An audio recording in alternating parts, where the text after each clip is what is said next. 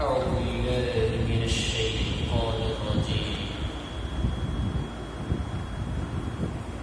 أعوذ بالله من الشيطان الرجيم بسم الله الرحمن الرحيم أأنتم أشد خلقا أم السماء بناها رفع سمكها فسواها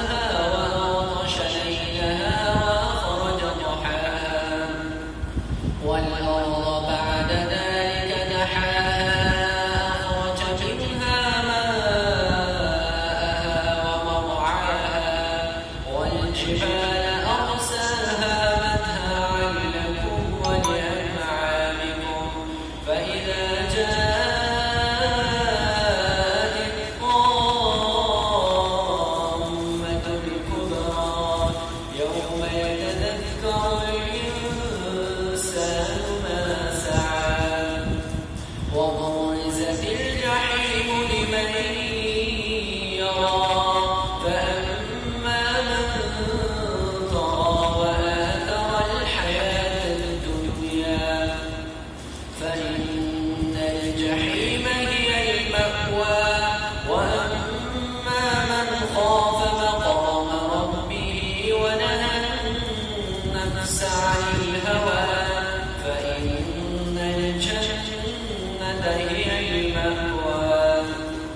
يسألونك عن الساعة أيان مرساها فيم أنت من ذكراها إلى ربك منتهاها إنما أنت منذر من يخشاها كأنهم يوم يرونها لم يلبثوا إلا عشية أو ضحاها صدق الله العظيم.